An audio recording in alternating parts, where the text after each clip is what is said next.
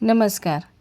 संध्या रानडे लिखित भारतीय समाजमनाला आणि उद्योग जगताला मोहून टाकणारं रत्नांकित पर्व या पुस्तकाच्या क्रमशः भागामध्ये आपण आज पाहणार आहोत. कर्तृत्ववान आणि उद्यमशील अध्यक्षांचा वारसा. पायोनियर नुसेरवान टाटा या यशोगाथेला सुरुवात झाली ती नवसारीसारख्या एका लहानशा गावात जन्माला आलेल्या नुसेरवान टाटा यांच्यापासून. पुढील आयुष्यात एक ज्येष्ठ आणि श्रेष्ठ उद्योगपती म्हणून विख्यात झालेल्या जमशेदजी टाटा यांचे पितामह नुसेरवान टाटा यांच्या काहीतरी वेगळं करून बघण्याच्या ईर्षेतून त्यांनी नवसारीमधून बाहेर पडण्याचा निर्णय घेतला आणि हाच मुहूर्त पुढे टाटा कुटुंब आणि टाटा समूह यांची परस्परांशी गाठ पडण्याचा सुमुहूर्त ठरला. वास्तविक पाहता नुसेरवान टाटा यांच्या घरचा व्यवसाय होता तो पौरोहित्याचा. पण नुसेरवानजींचं मन त्यात कधी रमलंच नाही. एखादा व्यवसाय सुरू करायचा आणि तो वाढवत नेऊन थेट परदेशापर्यंत घेऊन जायचा ही त्यांच्या मनातील भावना आणि व्यवसायासंदर्भात कुठलीही माहिती जवळ नसतानाही यश मिळवायचंच ही त्यांची जिद्द. या दोन्ही गोष्टींनी त्यांना नवसारीतून बाहेर काढून थेट मुंबईलाच नेऊन पोचवलं. ज्या घराण्यातून आजवर कोणी नवसारीच्या बाहेर पाऊलही टाकलं नव्हतं त्याच घराण्यात जन्माला आलेल्या नुसेरवानजींना व्यापार उद्यमाची ओढ लागली. त्यासाठी गावाची वेस ओलांडण्याचीही त्यांच्या मनाची तयारी व्हावी ही गोष्ट तशी अद्भुतच होती. त्यातच पुढे काय करायचं आहे याविषयी जर डोळ्यांपुढे सगळा अंधारच होता, पण त्यांच्या पिढ्यानपिढ्यांनी आपल्या कर्तृत्वाने यश, नावलौकिक आणि गडगंज संपत्ती मिळवत उद्योग विश्वाचा मापदंड म्हणून ज्यांच्याकडे बघता येईल असा व्यवसायाचा डोलारा भविष्यकाळात उभा केला. या नुसेरवानजी टाटा यांची कर्तबगारी, दूरदृष्टी आणि पुण्याई या सगळ्या गोष्टी तर विलक्षणच म्हणाव्या लागतील. कापूस व्यवसायात नशीब आजमावणारे जमशेद, पत्नी जीवनबाई आणि 3 मार्च 1839 या दिवशी जन्माला आलेला त्यांचा ज्येष्ठ पुत्र जमशेद यांना घेऊन आणि सोबतीला व्यापार करण्याची मनीषाही घेऊन नुसेरवानजी मुंबईला आले.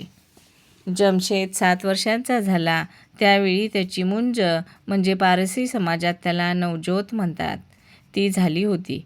घरात पौरोहित्याचा वारसा असल्यामुळे जमशेदलाही पुढे जाऊन धार्मिक विधी करून घेऊन धर्मगुरू बनण्याची तयारी सुरू असतानाच नुसेरवानजींनी नवसारी सोडण्याचा निर्णय घेतला. त्यांच्या या निर्णयामुळेच पुढे जमशेद हा उद्योगपती जमशेदजी टाटा म्हणून नावारूपाला आला आणि या जमशेदजी टाटांच्या पत्नीच्या बहिणीच्या घराण्यातले दत्तक पुत्र नवल होर्मुसजी टाटा आणि त्यांच्या पत्नी सुनू यांच्या पोटी जन्माला आले रतन आणि जिमी टाटा. जमशेदजी टाटा यांना नुसेरवानजींनी उत्तम प्रकारचं शिक्षण दिलं. फक्त शिक्षणच नाही तर नुसेरवानजींनी त्यांना उच्चशिक्षित केलं. ब्रिटिशांच्या अंमलाखाली असलेल्या भारतात त्या सुमाराला इंग्रजीचा प्रसार झपाट्याने होत होता.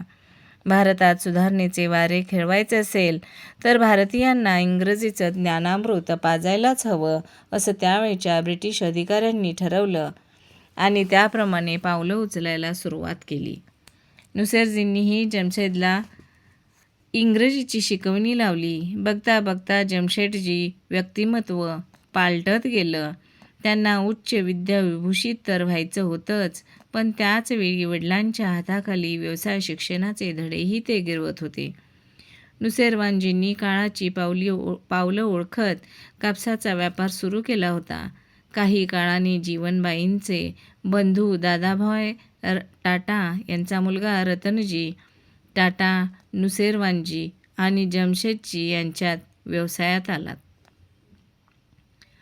एव्हाना इंग्रजांचं बघून टाटा पितापुत्र आणि रतनजींनी कापसाबरोबरच अफूचाही व्यापार सुरू केला होता. अफू त्या काळात निषिद्ध मानली जात नव्हती. रतनजींच्या आगमनानंतर जमशेदजींनी कापसाच्या व्यापारावरच लक्ष केंद्रित केलं आणि रतनजींनी अफूचा व्यापार हाती घेतला. त्यांच्याच पोटी जन्म घेतला तो जहांगीर टाटा आणि भविष्यकाळात JRD टाटा म्हणून ज्यांनी टाटांच्या व्यवसायाला विलक्षण आणि अभूतपूर्व असा दर्जा आणि अमाप यश, पैसा, कीर्ती हे सगळं मिळवून दिलं त्यांनी. वेळोवेळी लाभले कर्तृत्ववान अध्यक्ष. जमशेदजी टाटा यांचं लग्न होऊन त्यांना 3 मुलं झाली होती आणि रतनजी टाटाभाय टाटा उर्फ RD यांना 5. यातले 2 नंबरचे चिरंजीव म्हणजे JRD टाटा. व्यवसायातलं यश म्हणजे काय? सनदशीर मार्गाने संपत्ती मिळवून समाजाच्या भल्यासाठी त्यातला बराच मोठा हिस्सा खर्च करणं म्हणजे काय? उद्योगधंदा करताना यशाच्या सर्व सीमा पार करणे म्हणजे काय? फक्त स्वतःच्याच हिताचा विचार न करता समाज आणि देशासाठीही ललांभूत ठरणाऱ्या गोष्टी करणं म्हणजे काय?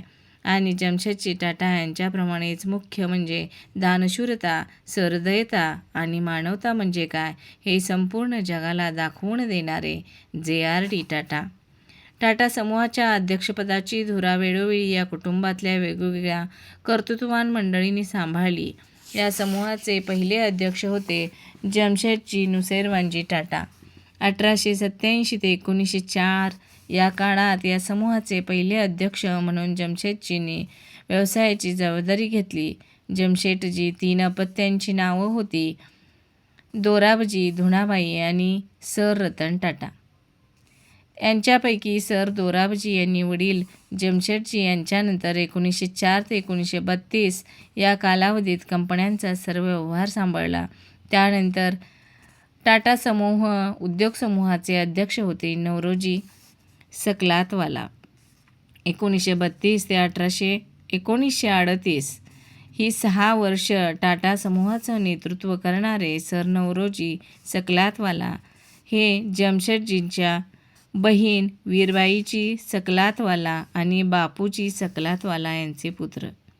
अध्यक्षपदाच्या संदर्भात त्यांचे वारस म्हणून टाटांच्या ऐसपैस पसरलेल्या व्यवसायाची देखभाल करण्याचं आणि त्यात पुढे अत्यंत भरीव अशी कामगिरी करत टाटांच्या उद्योगधंद्याला देखणं रूप प्राप्त करून देण्याचं फार मोठं कार्य JRDंनी 1938 सालापासून 1991 सालापर्यंतच्या त्यांच्या अध्यक्षपदाच्या प्रदीर्घ कारकिर्दीत केलं. आणि त्यांचे अध्यक्षपदासाठीचे वारस आणि टाटानंतरचे अध्यक्ष रतन नवल टाटा. त्यांच्या हाती टाटा समूह आला त्यावेळी त्यांची व्याप्ती प्रचंड वाढलेली होती.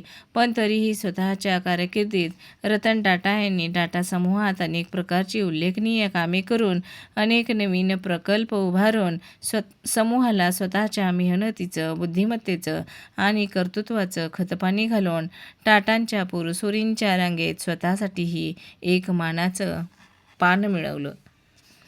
धन्यवाद.